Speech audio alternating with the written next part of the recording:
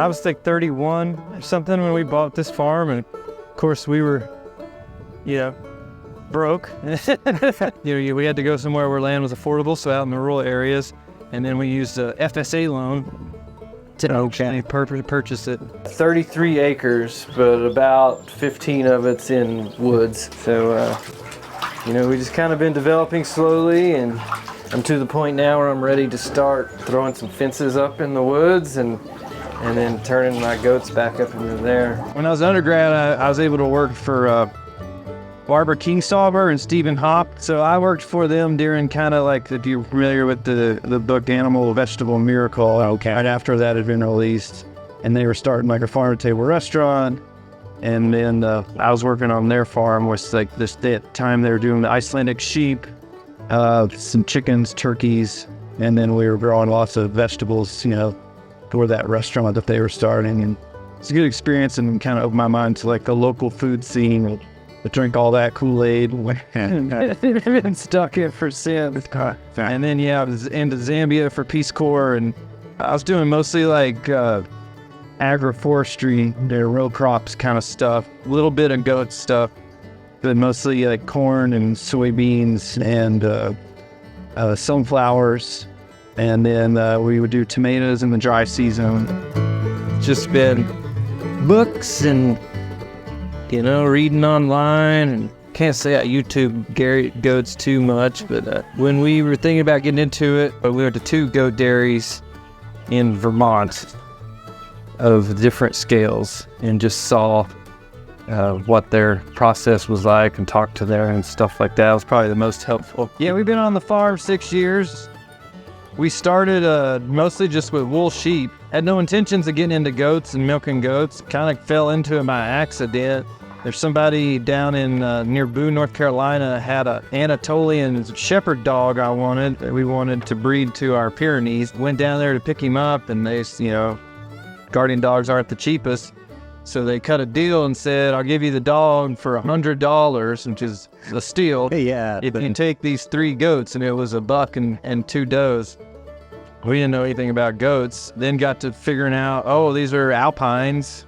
The buck at the time was a boar, and he'd already bred them, so we didn't want to process them, being pregnant. So we had the kids, and then we were like, saw how big the udders were, and alpines are known for good milk quality and production, so we decided to start milking them, and then threw that to anybody interested in goat milk, and then there's a lot of interest. And so now we went from having like 25 sheep and 2 goats to now we have 25 goats and 4 sheep. How often do you milk?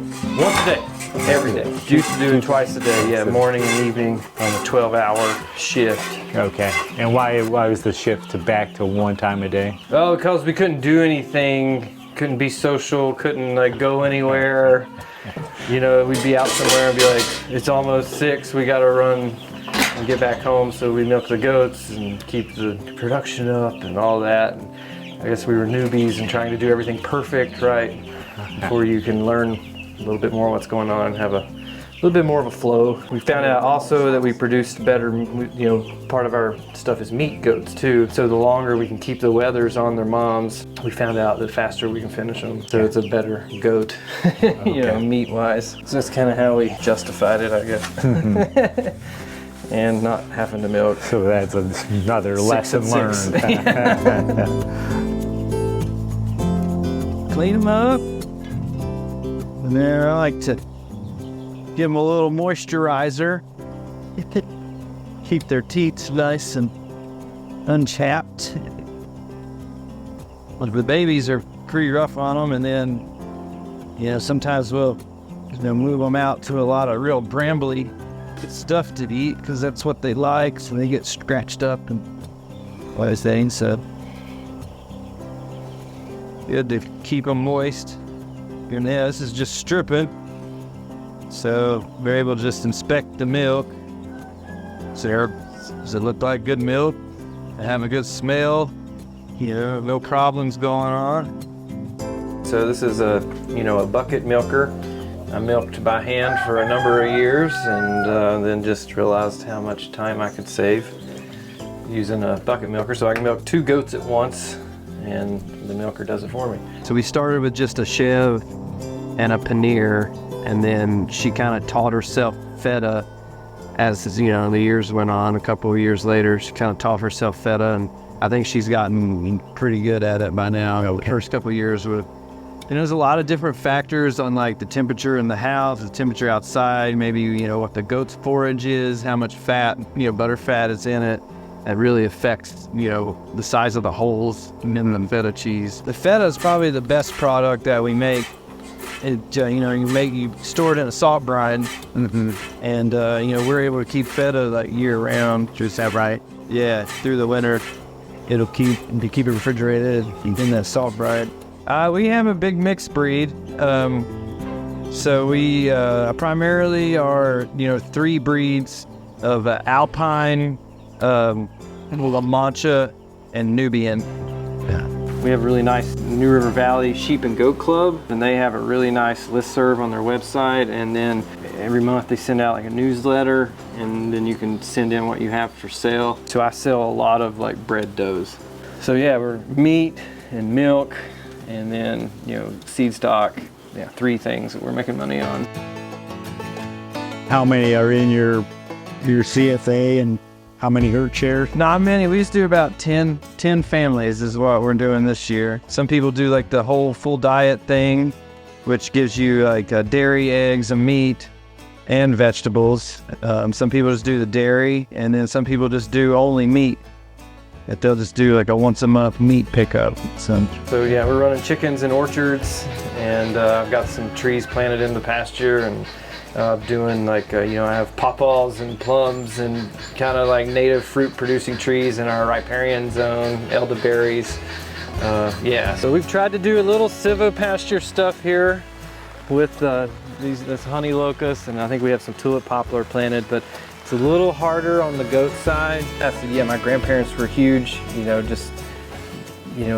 putting up your own food, like canning green beans. That was like, I think, the basis of like, oh man, that's just a great green bean. And we ate a lot of beans, and we grew all those beans. And when they passed on and we kind of left from that, I could really start seeing the difference, and I was pretty lucky to be raised like that. And I was inspired by the Zambians, by just their dedication and their hard work. Here, we can try to put out a garden or something, and if it fails, oh well, we'll just go to the grocery store. But like out there, it's like if it fails, you might not be feeding your family, through the winter.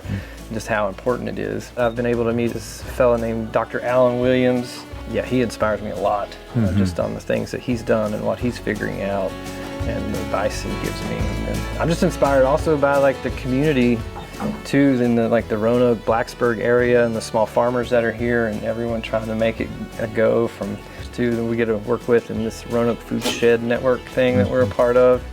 It all kind of just feeds off of each other, It's really great to have Luke too, and we, on days when we don't have to work so much, we'll really take our time with the chores and try to engage him with the farm as much as possible. And he really loves animals. He loves chickens, bok-boks. If you're going to work with nature and the ecosystem is very dynamic. And so in order to complement that, you need a dynamic system on top of it. So kind of what I look at is like, how's the ecosystem functioning? How can we add agriculture into that? And the agriculture benefit from the ecosystem services that we're creating through agroforestry, through, pasture rotation, through chicken, pastured poultry, through no-till, agriculture, and their no-till garden kind of concept. How are we, building the soil, because it's going to be the basis of everything that, thrives after that. So when we can focus on the soil through the ag kind of production model, then I think we're increasing the biodiversity within our Singing Spring Farms ecosystem, which is kind of increasing the overall health of the piece of land that we're on. Now that I'm like more into like the I guess what we're calling it now is regenerative agriculture. I think it was holistic at one point, and then something else. Beyond sustainable. I mean, I don't know what kind of words, but right now I think it's called regenerative. And within that network, I'm finding that, people are way more willing to engage and tell you about their operation, tell you what they're doing. And, it's really that's kind of how that movement is growing. I feel is it's growing more by farmer, you know, peer-to-peer, and less by like kind of the traditional ways that we've been working through, like university and extension and stuff like that. We set up these silage tarps, pretty simple. We rest one garden each year. So this year we're resting this garden except for beans and strawberries that are up top. And in the winter we muck out the barn, lay down hay and goat poop, cover it, and we make permanent beds, so we're like really layering in the compost. You can kind of see where it's wavy here, where the beds are. Like you can really get your arm in all the way up to your elbow. It's really great. Wow. Fluffy, or, you know, worms and life everywhere. But we grow a lot of passion flower, or passion fruit is like one of our biggest things, just because it took over, and with the tunnel it ripens here. We'll get like 500 or more fruits. I just don't understand how people would make a living farming out here. Like I could see if you were near Charlottesville or DC or something. I hope what I'm saying isn't discouraging, like, oh, we're just out here trying to make things pretty with our free time, right. Compared to people who are like, I really need to like support my family doing this. I know that has a different feel to it. Yeah, so we're in the New River Valley watershed here, but this valley is unique that this is where the Eastern Continental Divide is. So it's just like a little ways up the road where the watershed spreads, and so then you're at the headwaters of the Chesapeake with Meadow Creek that runs down to Newcastle and Craig's Creek and Catawba Creek and on in there. But on our side, our little spring is going to run into Sinking Creek, which is the creek that this valley is named for, and then yeah, it runs into the New River.